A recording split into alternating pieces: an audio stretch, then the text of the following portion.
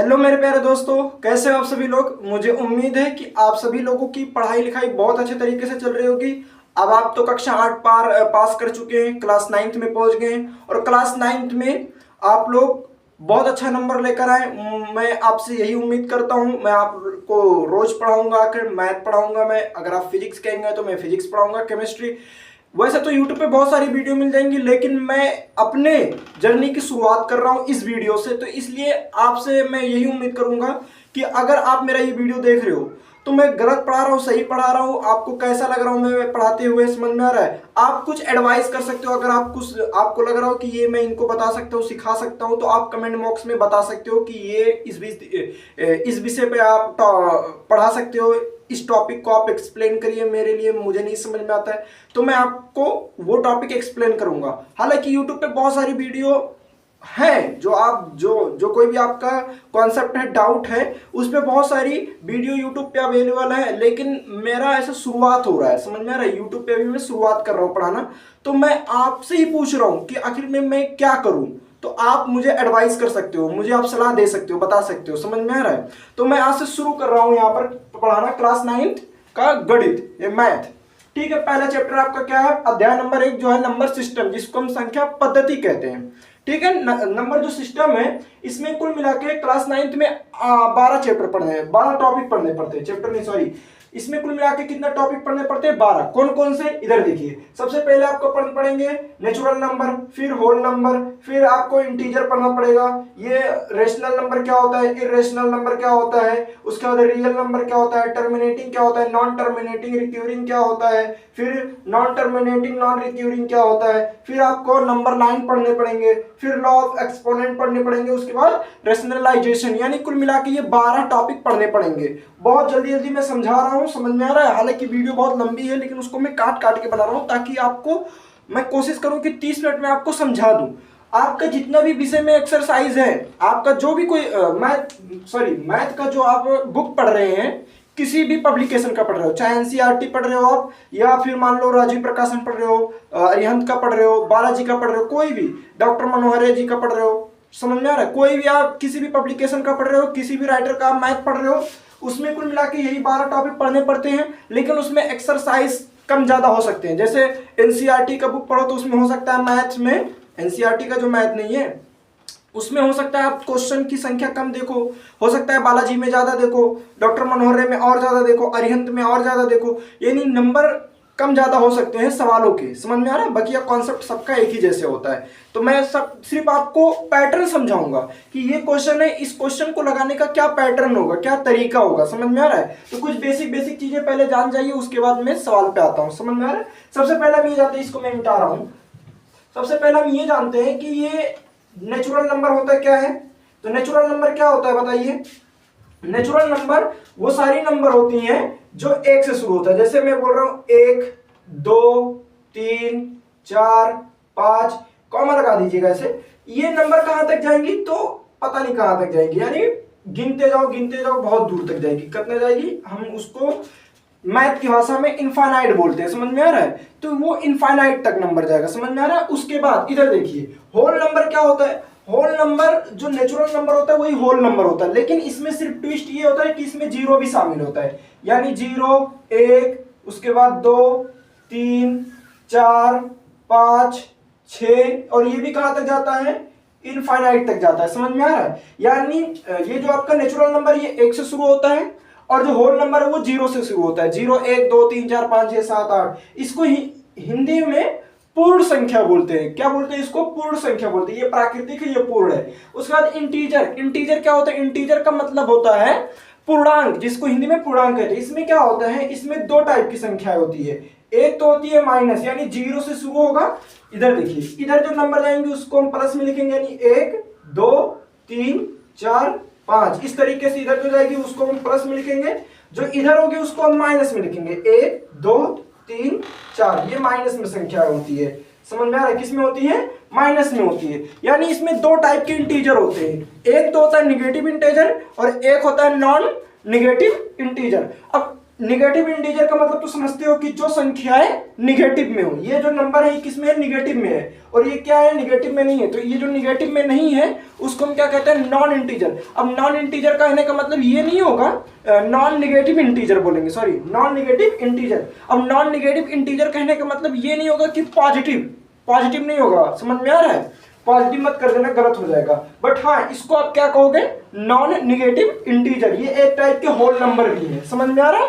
यानी यहाँ 0 से लेके इधर जो संख्या जाती है इसको हम होल नंबर भी बोल सकते हैं, और 1 से अगर देखें तो उसको नेचुरल नंबर भी बोल सकते हैं, समझ में आ रहा है। यानी इसके दो नाम और हो सकते हैं। ये क्या है, non negative integer first, second क्या नाम इसका हो सकता है, होल नंबर। लेकिन थर्ड में क्या बोलेंगे हम, इसको नेचुरल नंबर भी बोलेंगे, लेकिन कहां से, 1 से देखेंगे तो, 0 को छोड़कर, समझ में आ रहा है। तो ये क्या है, इंटीजर है, समझ में आ रहा है, क्या है ये, इंटीजर है। इतना समझ में आया। अब इसमें बेसिक कुछ सवाल आते हैं। क्या सभी नेचुरल नंबर होल नंबर हैं? तो बिल्कुल सही है। क्यों? क्योंकि नेचुरल नंबर होल नंबर में आ जाते हैं। लेकिन अगर इसी का उल्टा कहा जाए तो क्या सभी होल नंबर नेचुरल नंबर हैं? तो बिल्कुल नहीं, क्योंकि नेचुरल नंबर 1 से शुरू होता है जबकि होल नंबर 0 से शुरू होता है। तो ये कथन वहाँ पर क्या हो जाएगा, गलत हो जाएगा। यानी नेचुरल नंबर होल नंबर में आएगा लेकिन होल नंबर नेचुरल नंबर में नहीं आएगा। ठीक, थोड़ा इसमें शब्दावली का इधर उधर हेर फेर होता है, बहुत ज्यादा नहीं होता। आप ध्यान से देखोगे तो समझ में आ जाएगा कि जो होल नंबर ये 0 से शुरू हो रहा है, नेचुरल नंबर 0 से शुरू नहीं हो रहा है, समझ में आ रहा है। बस इंटीजर तो आप जानते हो कि इंटीजर क्या होता है, निगेटिव में होता है 0 के उस साइड में, और 0 के इस साइड में पॉजिटिव होता है, समझ में आ गया। बस अब इधर देखिए, यहाँ पर है आपका रेशनल नंबर। रेशनल नंबर का मतलब क्या होता है, ये जो था ये इंटीजर का था, समझ में आ रहा है। ये जो लिखा हुआ हूं, बनाया हूं मैं, ये इंटीजर का था। यहां से देखिएगा ये रेशनल नंबर क्या होता है। रेशनल नंबर मतलब होता है कि जिस किसी नंबर को हम p बाई क्यू के रूप में लिख सके। कोई भी नंबर हो एक्स वाई जेड, क्या हो, एक्स वाई जेड, या हम यूं बोल सकते हैं कि कोई भी इंटीजर हो, क्या हो, इंटीजर हो।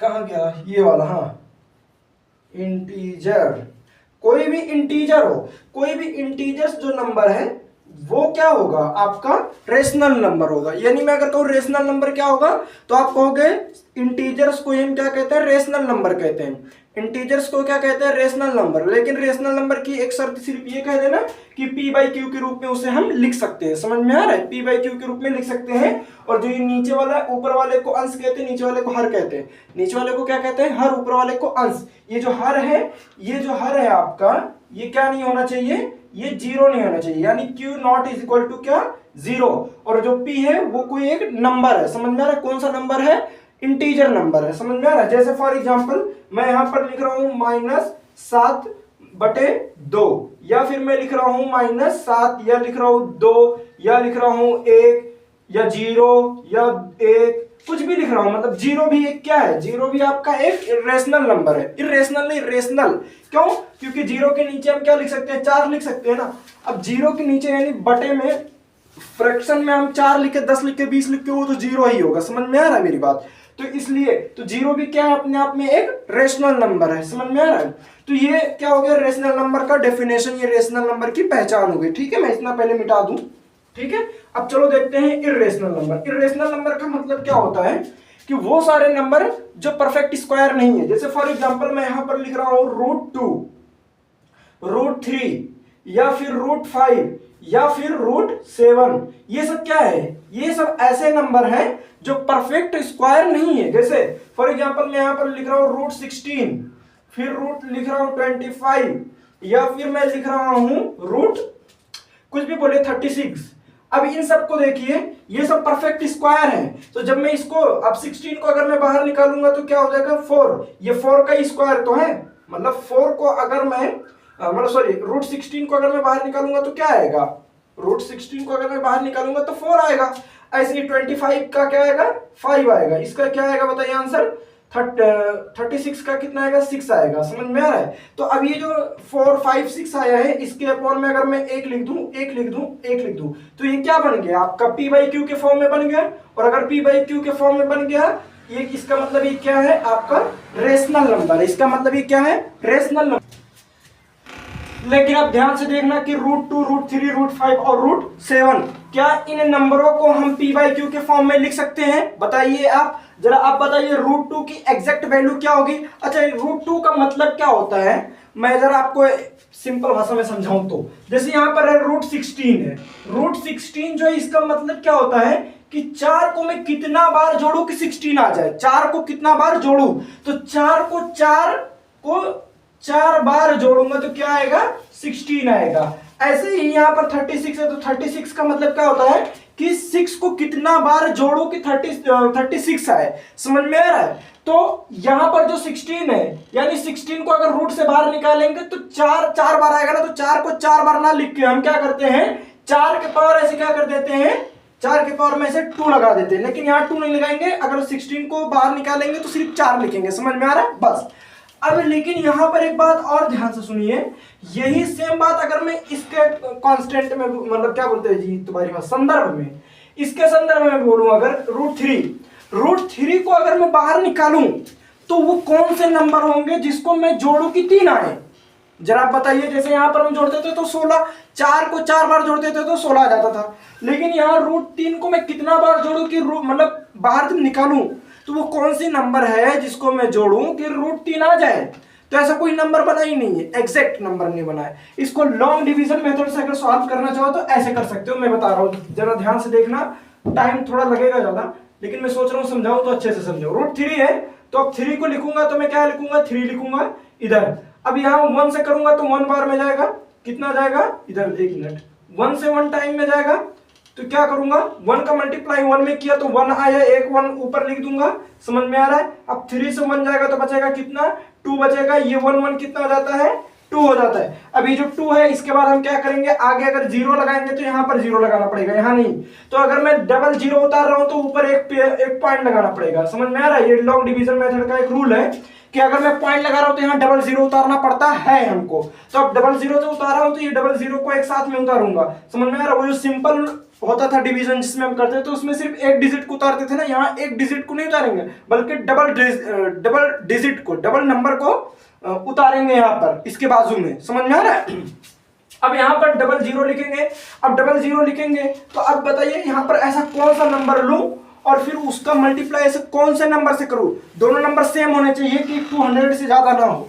तो आप बताइए यहाँ पर 7 से अगर कर दूं तो, 7 से कर दूं तो हाँ, तो कितना हो जाएगा, 7 7 49 9 और 1 7 दूना 14 और 14 4 कितना हो जाता है 18, 189।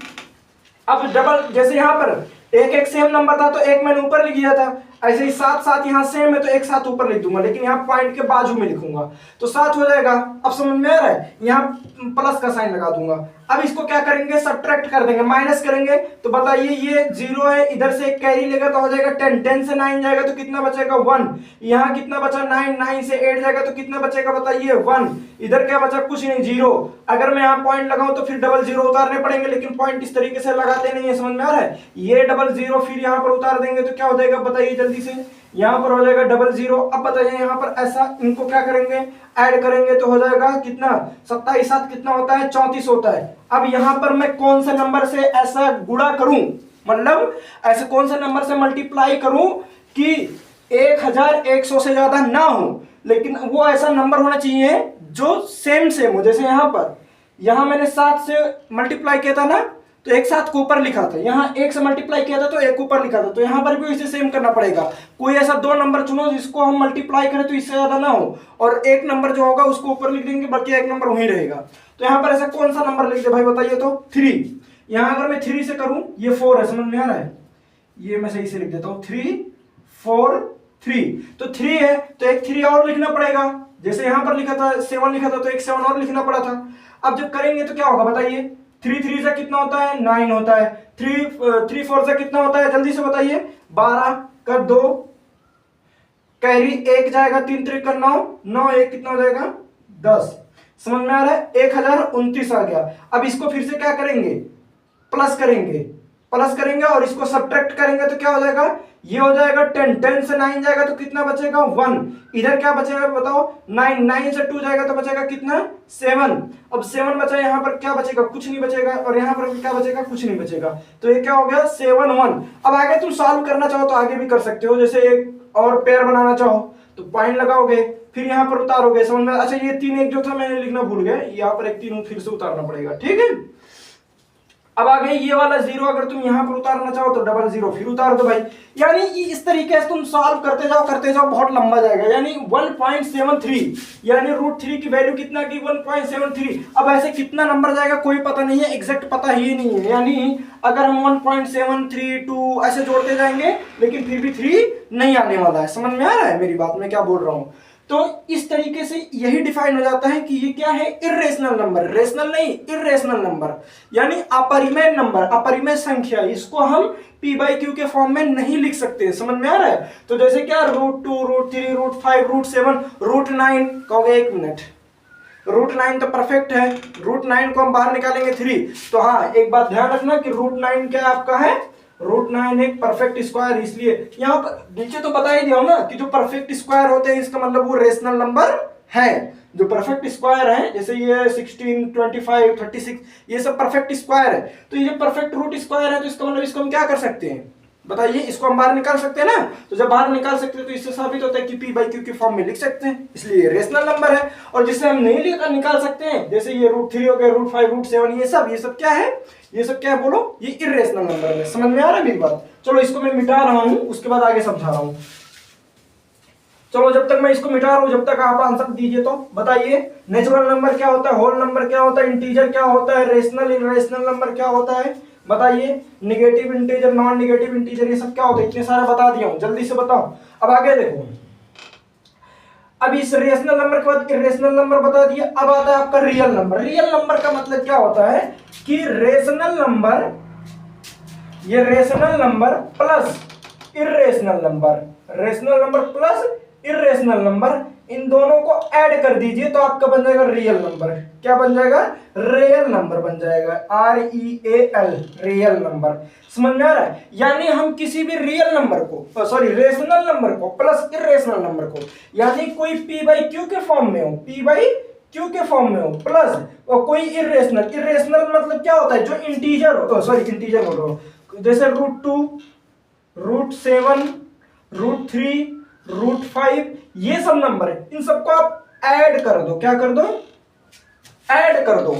तो इन्हीं को हम क्या कहेंगे, रियल नंबर। यानी रियल नंबर में सब आ जाता है, रियल नंबर में क्या आ जाता है, सब आ जाता है। उसी में होल नंबर और क्या बोलते हैं, हाँ होल नंबर, इंटीजर नंबर सब कुछ आ जाते हैं उसी में। यानी सबको, ये जितना ऊपर नंबर तुमने पढ़ा है ना उन सभी को मिला दो तो आपका रियल नंबर बन जाएगा। बहुत इजी है, समझ में आ रहा है?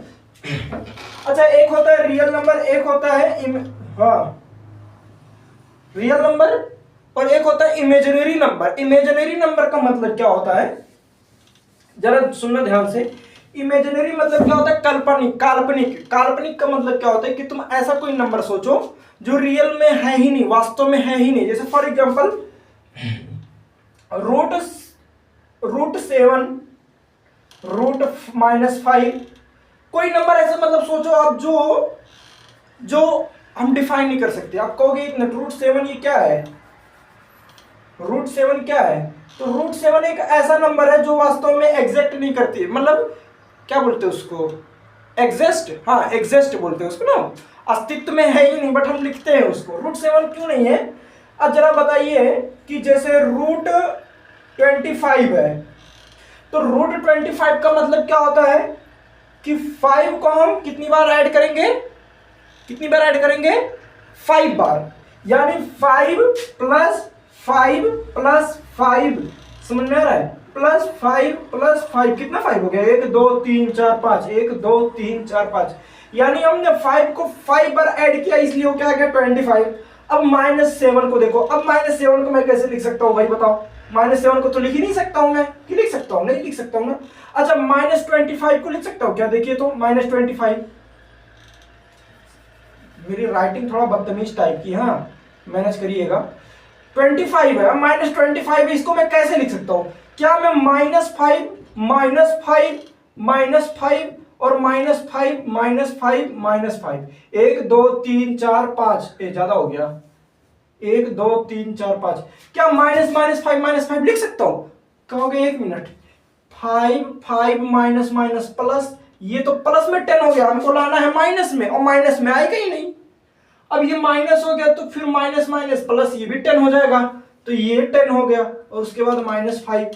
तो अब 10 में से -5 अगर घटाएं भी तो 5 प्लस का आएगा। अगर हम ये आपका जो 10 आया है माइनस माइनस, ये देखो -5 -5 10, -5 -5 10 और ये -5 अलग। अब -5 को अगर 10 से माइनस करें भी तो 5 जो आएगा वो पॉजिटिव में आएगा। क्यों आएगा? क्योंकि 10 का जो साइन है वो पॉजिटिव है, तो उस हिसाब से तो -5 आ ही नहीं सकता, मतलब 25 आ ही नहीं सकता है। तो इससे सिद्ध होता है कि ये कौन सा नंबर है, क्या बोलते हैं उसको, काल्पनिक नंबर, इमेजिनरी नंबर। समझ में आ रहा है? कौन सा नंबर? Imaginary number. समझ में आ रहा है? इसको मैं खोल दूं 1 मिनट। हाँ, तो ये कौन सा नंबर होगा? इमेजिनरी नंबर होगा। समझ में आ रहा है मेरी बात? यानी ये एग्जैक्ट नहीं, मैं बोल ही नहीं पा रहा हूं, एग्जिस्ट, हाँ एग्जिस्ट बोलते हैं उसको, हाँ अस्तित्व में नहीं है, लिखते हैं बस। तो ये आपको समझ में आया रियल नंबर क्या होता है। अब इसके बाद रियल नंबर के बाद मैं क्या बताऊं आपको, टर्मिनेटिंग। टर्मिनेटिंग नंबर का मतलब क्या होता है कि आप कोई ऐसा नंबर चुनिए, कोई ऐसा नंबर चुनिए और फिर उसको आप डिवाइड करिए। जैसे फॉर एग्जांपल मेरा मन हुआ कि मैं 4 से 20 में भाग दूं। 20 में किसका भाग दूं? 4 का। अब गिनिए, 4 पंचे 20। समझ में आ रहा है? अब मैं यहां पर अगर 0 इसको कट दूं ऐसे, ये तो 5 भाई कट गया, कट गया कि नहीं कट गया? चलो मेरा मन हो रहा है 36 को 6 से मल्टीप्लाई, मतलब डिवाइड करने। 6 टाइम कितना होगा बताइए? 36 कट पे। चलो बताइए तो 49 क्या होगा? 49 को अगर मैं डिवाइड करूं 7 से तो ये पूरा पूरा कट जा रहा है भाई। इसका मतलब एक ऐसा नंबर है, एक ऐसा नंबर, एक ऐसा संख्या जिसको हम डिवाइड करें, डिवाइड करें और रिमाइंडर आपका क्या है? 0। क्या है? 0। यानी जो भागफल है वो खत्म हो जाए कुछ नंबर चलने के बाद। जैसे अब यहाँ छोटा छोटा नंबर लिया था इसलिए एक नंबर गया, कोई थोड़ा बड़ा नंबर लीजिए उसके बाद काटिए आप, तो आप देखेंगे कि कुछ नंबर जाने के बाद अगर कट जा रहा है तो हम उसी को क्या बोलेंगे? टर्मिनेटिंग, या उसी को हम कहते हैं हिंदी में शांत दशमलव प्रसार। क्या बोलते हैं बताइए तो? शांत दशमलव प्रसार बोलते हैं उसी को। समझ में आ रहा है मेरी बात? तो इतना तो समझ में आ रहा होगा, बहुत बेसिक था। उसके बाद आपका टर्मिनेटिंग के बाद आता है non terminating repeating. Non terminating repeating, इसका मतलब क्या होता है? नॉन टर्मिनेटिंग रिपीटिंग का मतलब होता है कि ऐसा कोई नंबर चुनिए, क्या? ऐसा कोई नंबर चुनिए जो ना तो खत्म हुए और ना ही रिपीट हो। सॉरी गलत बोल दिया, ना तो वो खत्म हो और ना ही कोई अलग नंबर आए तो बस एक ही नंबर आए, बार बार आए, बार बार आए। कहोगे ऐसा कौन सा नंबर है? तो जैसे देखिए इधर, जैसे मैं अगर यहां मान लो 50 में लिख रहा हूं और इसको मैं 9 से डिवाइड करूं तो बताइए तो 9 पंचे कितना होता है? अच्छा 1 मिनट, थोड़ा ट्विस्ट इसलिए मैं करता हूं। जैसे मैं यहां पर लिखता हूं 9 और यहां पर लिखता हूं 5, तो यहां पर मैं अगर 0 लगा रहा हूं तो यहां पर अगर 0 लगा रहा हूं तो पॉइंट फिर लगाने पड़ेंगे। फिर 9 बचे कितना हो जाएगा? 45। क्या हो जाएगा बताओ तो? 45 हो जाएगा। 45 हो जाएगा कि नहीं हो जाएगा? हो जाएगा। आप कहोगे यहां पर 10 में से 5 जाएगा तो कितना बचेगा? 5 बचेगा। और उसके बाद यहाँ 4 से 4 जाएगा तो 0। फिर ये अगर मैं यहाँ पर पॉइंट लगाऊंगा तो यहाँ पर 0 लगाने पड़ेंगे, तो फिर जैसे 0 लगाऊंगा तो फिर 5 करने पड़ेंगे। फिर 45 आएगा तो फिर यहाँ 5 आएगा, फिर यहाँ पर पॉइंट लगाऊंगा फिर 50। यानी साबित होता है कि 5 5 5 5 5 5 5, यानी बहुत सारे 5 आएंगे और वो कटेंगे नहीं। यानी एक ही टाइप के नंबर आ रहे हैं, यानी पॉइंट के बाद कौन सा नंबर आ रहे हैं? 5 5 5। इस तरीके से बहुत सारे नंबर आ रहे हैं। तो जब एक ही टाइप के नंबर आ रहे हैं और कटेंगे भी नहीं, खत्म भी नहीं होंगे कहीं, तो जो नंबर बार बार रिपीट हो रहा है उसी के ऊपर ऐसे बार लगा देंगे। यानी वो बार बार आ रहा है इसीलिए उसको हम बार बोलते हैं। क्या बोलते हैं? बार। यानी बार बार आ रहा है इसीलिए उसको हम बार बोलेंगे। समझ में आ रहा है मेरी बात में क्या बोल रहा हूँ? ठीक, कंप्लीट। अगर नहीं समझ में, एक और एग्जाम्पल देखो। जैसे मैं यहां पर लिख रहा हूं 4 और इसको मैं 6 से डिवाइड करूं तो यहां पर अगर मैं 0 तो कितना हो जाएगा? 6 चौक 36, पॉइंट लगाऊंगा 6 चौक 36, कितना आएगा बोलो जल्दी से? 4। इधर कितना आएगा? कट्टा पिट्टा, फिर पॉइंट लगाऊंगा फिर लगेगा 6 हो जाएगा, फिर आएगा 36 हो जाएगा, फिर हो जाएगा 4, फिर लगाऊंगा तो 36। यानी कहने का मतलब ये बार बार क्या आएगा। अगर मैं 40 को, ये जो आगे फिर देख रहे हो आप ना, यहाँ रिमाइंडर क्या आ रहा है, आगे सॉल्व करते जा रहा हूँ, 0 आ रहा है, नहीं आ रहा, वही बार बार संख्या रिपीट होते जा रहा है, 40 आ जा रहा है फिर से।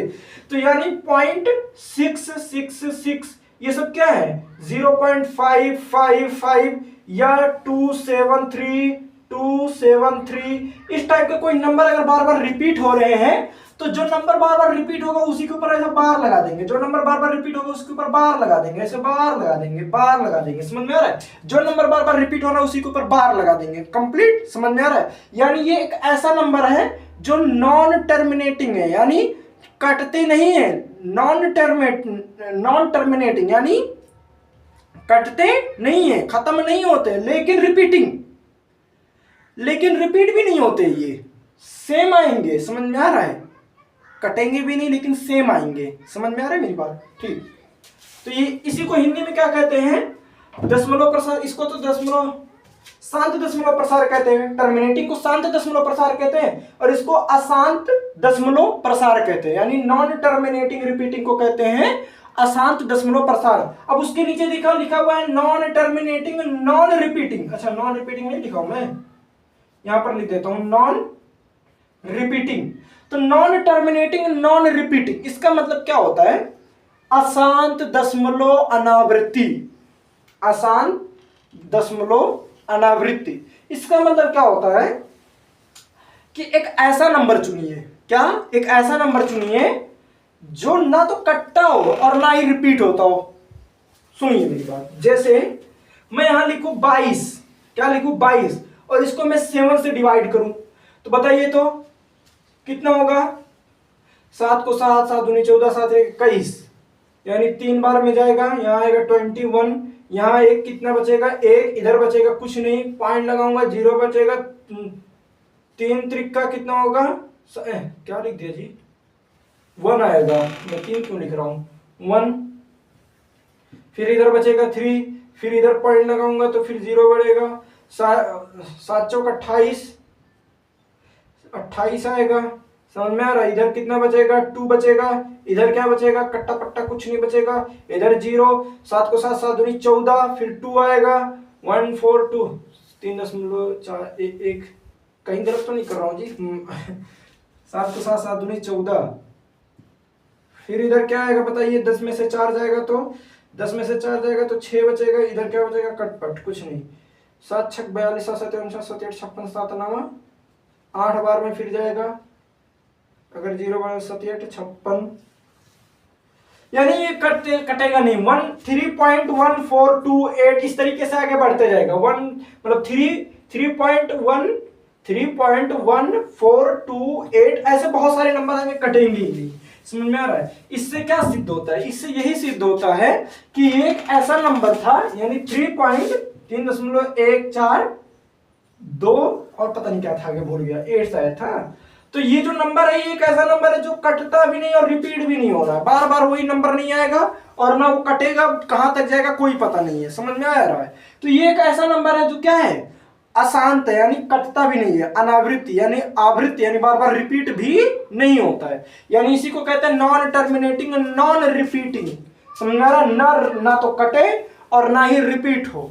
समझ में आ रहा है, इतना आपको समझ में आया। चलो अब शुरू करते हैं हम नंबर लाइन को सीखना। नंबर लाइन बहुत आसान है, जो बचपन से आप पढ़ते चले आए हो, कक्षा 6 से ही पढ़ते आए हो, कि जैसे एक नंबर है, ये नंबर लाइन है, तो नंबर लाइन के बीच में 0 होता है, इधर 1, इधर 2, 3, 4 ऐसे इनफाइनाइट तक जाता है, और इधर भी नंबर होता है 1, 2, 3, 4 और 5, ये लेकिन माइनस में होता है। किस में होता है, माइनस में होता है। यही नंबर लाइन है। अब इस नंबर लाइन की खासियत क्या है, हम पढ़ते क्यों, नंबर लाइन इसलिए पढ़ते हैं कि जितने भी नंबर आप पढ़े नहीं हो, चाहे नेचुरल नंबर हो, होल नंबर हो, इंटीजर नंबर हो, या फिर आपका ये टर्मिनेटिंग हो, नॉन टर्मिनेटिंग रिपीटिंग हो, समझ में आ रहा है, ये जितने भी नंबर आप पढ़े हो इन सभी नंबरों को आप नंबर लाइन पे दिखाना पड़ता है। आपको क्वेश्चन आएगा, जैसे आगे फॉर एग्जांपल रूट, मान लीजिए √5 आ गया कि √5 को आपको नंबर लाइन पे दिखाइए, तो √5 को नंबर लाइन पे कैसे दिखाएंगे, तो इसका लॉन्ग डिवीजन मेथड में क्या करते हैं कि इस तरीके से ऐसे खींचेंगे एक लाइन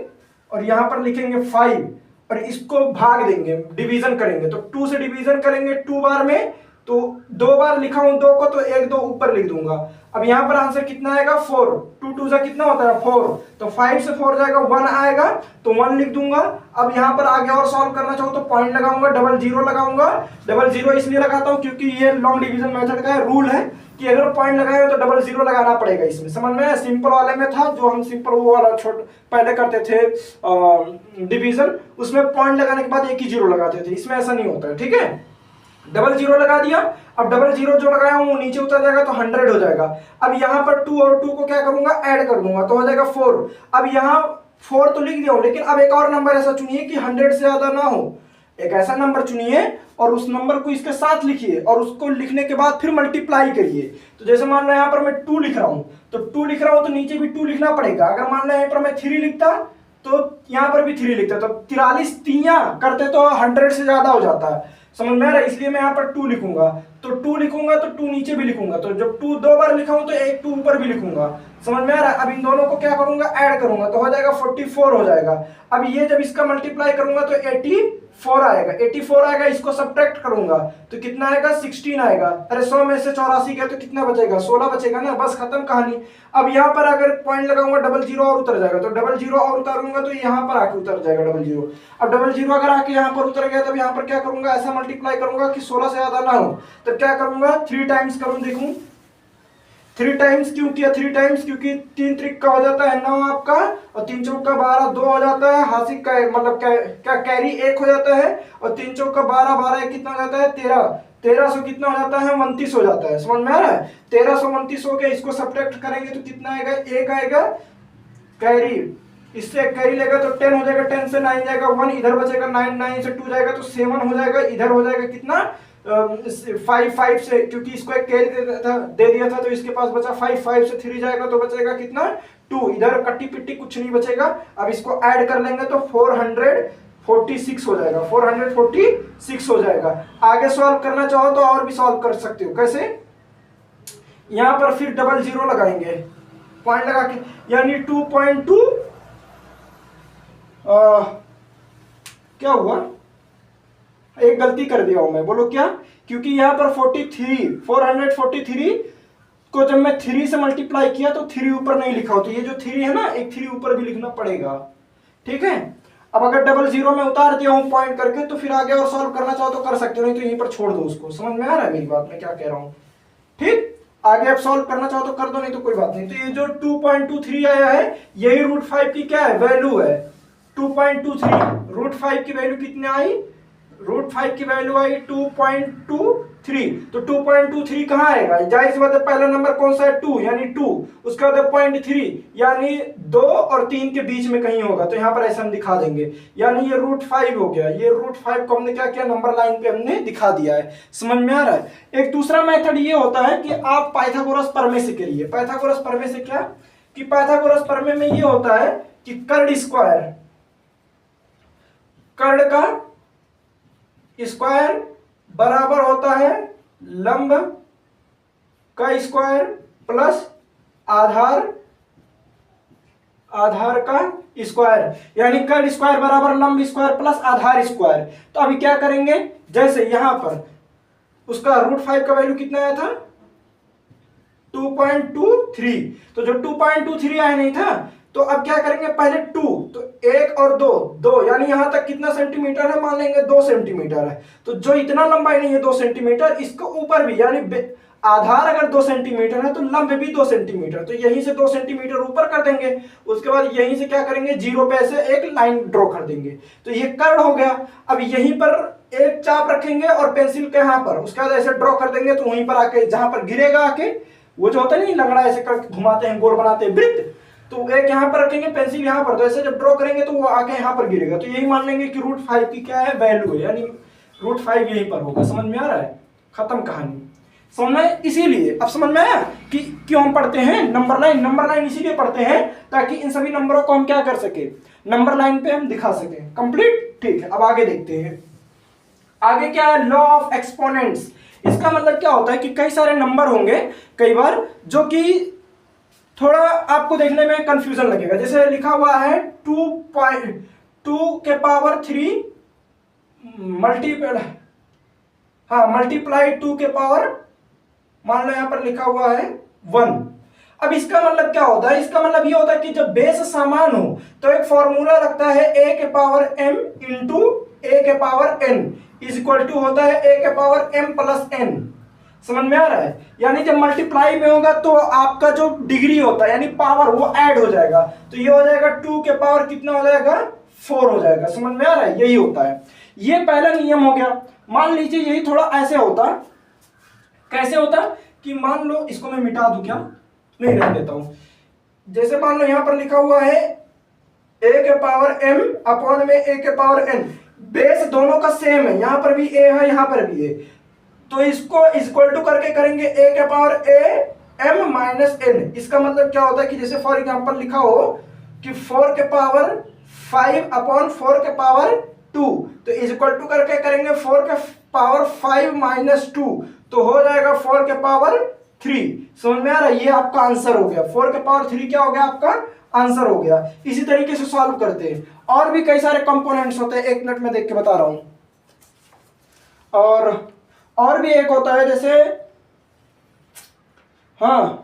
जैसे एक नंबर ऐसे देगा आपको कि मान लो फॉर एग्जांपल a⁻m के पावर में n, a⁻m के पावर में n, जैसे फॉर एग्जांपल यहां पर हो 2⁻3 और पावर में हो 2, तो ये क्या होता है इस टाइप का जब आता है तो ये a⁻m इंटू n हो जाता है। इसका मतलब क्या हो गया कि 2 तो ऐसे लिखेंगे लेकिन 3 इंटू 2 हो जाएगा, तो हो जाएगा 2⁻3 इंटू 2 कितना हो जाता है 6 हो जाता है, तब हो जाएगा 2⁻6। समझ में आ रहा है मेरी बात क्या कह रहा हूं? कि जैसे क्वेश्चन में आपको क्वेश्चन ऐसे दे देगा 2⁻3⁻2, तो इसका मतलब क्या होता है ये फॉर्मूला लगेगा a⁻m⁻n, तो a⁻m⁻n का मतलब क्या होता है a⁻m इंटू n हो जाता है। समझ में आ रहा है? ये इस फॉर्म में लिखा जाता है तब, तो जब इस फॉर्म में लिखा जाता है तो इसको जब लिखेंगे तो आगे क्या हो जाएगा, इसको देखिए 2⁻3 था, 2⁻3⁻2 था, तो इसको हम ऐसे लिखेंगे यानी 2⁻3 इंटू 2, तो 3 इंटू 2 कितना हो जाता है 6 हो जाता है, और बेस सेम रहेगा यानी 2 का 2 ही रहेगा। समझ में आ रहा है? इस तरीके से इसको सॉल्व किया जाता है। यानी ये मान लीजिए पहला एक्सपोनेंट यानी पहला लॉ हो जाता है, ये दूसरा हो जाता है और ये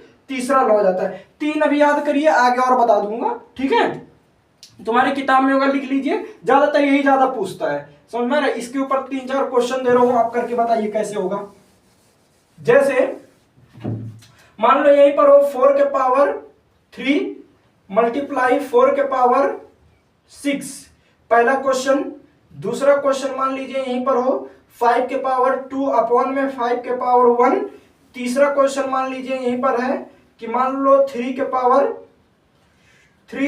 पावर में 2 है, तो तीनों को सॉल्व करेंगे तो कैसे सॉल्व होगा बताइए। 4⁻6 का भी मैंने बताऊं कि बेस सेम है, तो बेस सेम वैसे लिख देंगे 6, ये 3 है और ये 6 है, ये क्या है 3 है, तो ये 3 और 6 है, तो क्या करेंगे 3 + 6, तो क्या हो जाएगा बताइए 4 के पावर कितना हो जाएगा 9 हो जाएगा। समझ में आ रहा है? इसको सॉल्व करेंगे तो कैसे हो जाएगा, बेस सेम है तो क्या करेंगे 5 के पावर में है 2, तो 2 - 1 हो जाएगा, और उसके बाद आगे सॉल्व करेंगे तो 5 के पावर 1 हो जाएगा, 2 से 1 जाएगा तो 1 बचेगा। आगे इसको देखिए सॉल्व करेंगे तो क्या होगा 3 के पावर 3 का मतलब क्या होता है बेस सेम लिखेंगे, 3 के पावर 2 है तो इसको 2 लिख देंगे, उसके बाद हो जाएगा क्या 3 के पावर 3 इंटू 2 कितना हो जाएगा 6 हो जाएगा। समझ में आ रहा है? आगे कुछ भी ऐसे सॉल्व करिए अपने से, 3-4 क्वेश्चन लीजिए अपने से सॉल्व कीजिए, उसके बाद बताइए, ना लगा पाओ तो कमेंट बॉक्स में बताइए, मैं आगे सॉल्व कराऊंगा। ये तुम्हारी किताब में होगा तो उसको देख के सॉल्व करिए। समझ में आ रहा है? मैं तो पैटर्न सिर्फ बता दे रहा हूँ कि इस टाइप से लगेगा क्वेश्चन। कंप्लीट। अब आगे एक बचा हुआ है जो बहुत बड़ा है, रेशनलाइजेशन। इसका मतलब क्या होता है रेशनलाइजेशन का मतलब, बस आपका एकदम लास्ट टॉपिक चल रहा है, बहुत आसान है, सुनो मेरी बात। रेशनलाइजेशन का मतलब क्या होता है कि जैसे मान लो क्वेश्चन ऐसे दिया हो 1, रेशनलाइजेशन का पहले मतलब समझा देता हूं कि जैसे कोई मतलब कोई क्वेश्चन दिया हुआ है तो उसमें 2 चीज होगा, या फ्रैक्शन में होगा, क्या होगा फ्रैक्शन में। तो जब फ्रैक्शन में होगा तो हम क्या करेंगे, अगर साइन प्लस है तो उसको माइनस कर देंगे और माइनस है तो प्लस कर देंगे, लेकिन यहां पर डिवीजन और मल्टीप्लाई नहीं होता फ्रैक्शन में कभी भी, ये सॉरी फ्रैक्शन बोल रहा हूं, रेशनलाइजेशन के सवालों में कभी आपका डिवीजन नहीं देगा और मल्टीप्लाई नहीं देगा। समझ में आ रहा है? कहने का मतलब क्या है कि अभी क्वेश्चन देखेंगे तब आपको समझ में आएगा कि जैसे लिखा हो 1 अपॉन में लिखा हो √2 + √3 दिया हो, क्या हो √2 + √3 दिया हो। समझ में आ रहा है मैं क्या कह रहा हूं?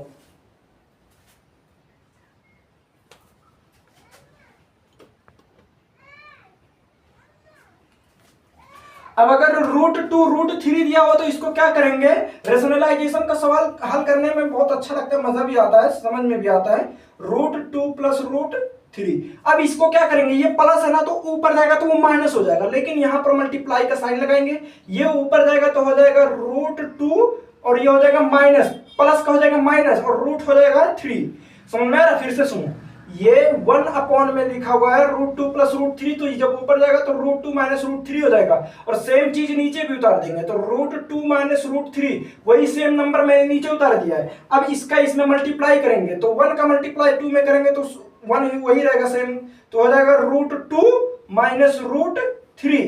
समझ में आ रहा है, वो सेम वैसे रहेगा। लेकिन अब इधर देखिए √2 + √3 √2 - √3, तो क्या ये फॉर्मूला आपको नहीं दिख रहा है, क्या दिख रहा है, a² - b²। a² - b² का फॉर्मूला क्या होता है बताइए तो, एक कोष्ठक में a + b और दूसरे कोष्ठक में होता है a - b, यानी इस फॉर्मूला को एक्सपेंड करके ऐसे लिखेंगे। तो जरा इस वाले टर्म को देखिए, इस वाले टर्म को देखिए, इस वाले टर्म को देखिए और इस वाले टर्म को देखिए, यानी आपको लग रहा है ना कि ये a + b का a² - b² के फॉर्मूले पे रख देंगे तो हो जाएगा। तो a² मतलब इसको मान लो दो को, तो 2 यहां पर भी है 2 यहां पर भी है, तो क्या करेंगे ऐसे √2 करेंगे और स्क्वायर लगा देंगे, उसके बाद माइनस तो माइनस लगाएंगे। अब b का मतलब 3 मान लो, 3 मान लो, तो इसका मतलब हो जाएगा 3 का क्या करेंगे, स्क्वायर करेंगे। समझ में आ रहा है इतनी बात, फिर से सुनो मेरी बात, ये a² - b² को जब एक्सपेंड करेंगे तो ये फॉर्मूला बनेगा, इस टर्म को देखो, इस टर्म को देखो, इस टर्म को देखो, इस टर्म को देखो। अब इस टर्म को का मतलब क्या होता है, ये और ये, तो जब मैं इसके फॉर्म में लिखूंगा तो ये a² मतलब 2 और 2 दोनों को एक साथ लिख दिया, यहां पर भी 3 है यहां पर भी 3 है, तो मैं एक काम करता हूं b को लिख देता हूं, b की जगह पे, तो मैं क्या कर दिया, a की जगह पे इसको लिख दिया माइनस लगाया और b की जगह पे इन दोनों को लिख दिया, यानी 3 को लिख दिया, तो हो गया क्या, √3 का होल स्क्वायर। अब ये क्या करेंगे, स्क्वायर से ये रूट कट जाता है, स्क्वायर से रूट कट जाता है। समझ में आ रहा है, ऊपर क्या बचेगा, √2 - √3 बचेगा, और नीचे जब 2 हट गया मतलब स्क्वायर हट गया तो 2 बचा, और यहां से ये हट गया तो सिर्फ बचा 3। तो बताइए 3 से 2 जाएगा तो कितना बचेगा, 1 बचेगा, तो यानी √2 - √3 और अपॉन में 1 का कोई वैल्यू नहीं होता, इसीलिए ये क्या हो गया, आपके आंसर हो गया। समझ में, यही आपके क्वेश्चन का ये आंसर हो गया। अब आप कहोगे इतना कठिन तो है, बहुत ज्यादा कठिन लग रहा है, कोई बात नहीं, थोड़ा कठिन लगेगा, लेकिन ये तो बेसिक है। रेशनलाइजेशन में बहुत भयंकर सवाल आते हैं, मैं आपको समझाऊंगा एकदम बढ़िया से। ये लास्ट टॉपिक है, समझ में, धैर्य रखिए, पूरा अभी तक वीडियो देखे हैं आप, अभी तक आप परेशान नहीं हुए, लास्ट में आके क्यों परेशान होने लगते हैं आप, 2-4 मिनट और देख लीजिए, समझ में आ रहा है, ठीक। इधर देखिए, तो इसको उतार लीजिए, उसके बाद आगे समझा रहा हूं। अगला क्वेश्चन देखिए, अगला कोई एक क्वेश्चन बोलिए अपने से, जैसे मान लो यहां पर आज जाए कल का, क्या आ जाए कल का, बोलिए कल का कोई कुछ भी क्वेश्चन बोलिए। जैसे यहां पर आ जाए, क्या लिख दूं, कुछ समझ में नहीं आ रहा क्या लिखूं मैं, 5 मान लो यहां पर लिख देता हूं, 5/√10 क्या लिख दूं, प्लस √5, ये मान लो आपका क्वेश्चन है। इसको कैसे सॉल्व करने के लिए, तो कैसे सॉल्व करोगे अभी पीछे बताया कैसे, कि √5 को ऐसे लिखेंगे और √10 को भी सेम लिखेंगे, प्लस √5 को भी लिखेंगे, लेकिन मल्टीप्लाई लगाएंगे, इसको ऊपर लेके जाएंगे तो माइनस हो जाएगा, तो हो जाएगा √10 - √5, साइन चेंज हो गया, इधर प्लस था इधर आके माइनस हो गया। अब इधर लिखेंगे √10 - √5, समझ में आ रहा है, सेम चीज लिख देंगे। अब इसका इसमें मल्टीप्लाई करेंगे तो 5 वैसे बाहर रहेगा, √10 और -√5 सेम हो गया, 5 का भी हम अंदर क्या करेंगे, मल्टीप्लाई कर सकते हैं, इस तरीके से लिख देंगे, ठीक है। अब इधर 10 + 5 और 10 - 5, तो याद रखिए अभी ऊपर बताया हूं कि a² - b², इसको जब हम एक्सपेंड करके लिखेंगे तो क्या लिख सकते हैं, एक कोष्ठक में a + b, और क्या लिख रहा हूं जी, एक ब्रैकेट में a + b और दूसरे ब्रैकेट में a - b, यही लिख सकता हूं ना मैं, क्या और कुछ लिख सकता हूं। अब देखना, जब मैं यही लिख सकता हूं तो अब आगे देखना, ये टर्म देखिए, इस टर्म को देखिए, इस टर्म को देखिए, इस टर्म को देखिए, सेम लग रहे हैं ना। तो क्या इन दोनों को इसके फॉर्म में लिख सकता हो कहोगे? बिल्कुल लिख सकता हूं। तो इसको a मान लो, इसको a मान लो, इसको b मान लो, इसको b मान लो। तो a की जगह पे क्या लिखेंगे? ऐसे ब्रैकेट बनाएंगे, √10 लिखेंगे, पावर में स्क्वायर लगा देंगे, पावर में 2 लगा देंगे। माइनस है तो माइनस लिखेंगे, यहां देखो माइनस है तो माइनस, b का मतलब 5 तो ऐसे 5 बना देंगे, स्क्वायर लगा देंगे। ठीक है, कंप्लीट। अब इस स्क्वायर से ये स्क्वायर खत्म, समझ रहे हो? इस स्क्वायर से, ओ देखो सॉरी गलत कर दिया, इस स्क्वायर से ये रूट खत्म, इस स्क्वायर से ये रूट खत्म। तो अब आगे क्या बचेगा बताइए? ये बचेगा 5, उसके बाद बचेगा √10 माइनस √5 और अपॉन में क्या बचेगा? इधर 10 है, क्योंकि रूट स्क्वायर से ये रूट कट गया, स्क्वायर से रूट कट गया, तो यहां बचा 10 और 10 में से 5 जाएगा तो कितना बचेगा? नीचे 5 बचेगा। तो जब 5 बचेगा तो 5 से 5 कट जाएगा, तो आंसर तुम्हारा कितना आ जाएगा? √10 माइनस √5। यही आपका क्या हो गया? आंसर हो गया। समझ में आ रहा है? यही क्वेश्चन का क्या हो गया? आंसर हो गया। ये रेशनलाइजेशन का थोड़ा एडवांस रूप है, इससे भी एडवांस आएगा, अभी देखना कैसे कैसे। समझ में? इतना समझ में? आगे देखिए और करवा दे इसके ऊपर क्वेश्चन, कि इतना रहने दे, अगले वीडियो में बता दूंगा। एक काम करिए, इतना पहले आप सीखिए, समझ में आ रहा है? मैं कुछ क्वेश्चन दे रहा हूं, आप घर पे करिए, ठीक है? तभी आप सीख पाएंगे, नहीं तो एक दिन में बहुत सारा सीख जाएंगे, समझ में भी नहीं आएगा कुछ। एक दिन में बहुत सारा अगर सीखेंगे तो उसका क्या फायदा भाई? जिस टाइम पे आपके हाथ में मोबाइल है उस टाइम पे सब कुछ आसान लगेगा आपको, लेकिन जैसे अभी मोबाइल रखेंगे सब दिमाग के ऊपर जाएगा। समझ में आ रहा है? क्या पढ़े थे सब खत्म। तो पहला क्वेश्चन उतारिए आप, √2 अपॉन लिखिए √12 माइनस √10 सॉरी।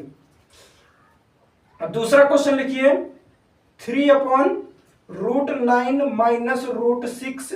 अगला क्वेश्चन लिखिए √4 अपॉन √8 माइनस √8 अपॉन माइनस √6। ये 3 क्वेश्चन आप करिए। समझ में आ रहा है? आपके चैप्टर में बस इतना ही है, ये जो आपका संख्या पद्धति है ना, संख्या पद्धति यानी नंबर सिस्टम, इसमें बस इतना ही पढ़ाया जाता है। हाँ, क्वेश्चन इसमें थोड़ा हार्ड लेवल के आते हैं, मतलब नॉर्मल भी आते हैं, बहुत हार्ड भी आते हैं। समझ में आ रहा है? बहुत कम, मतलब एकदम बेसिक बेसिक भी आता है और बहुत एडवांस भी आता है, जैसा आप करना चाहो।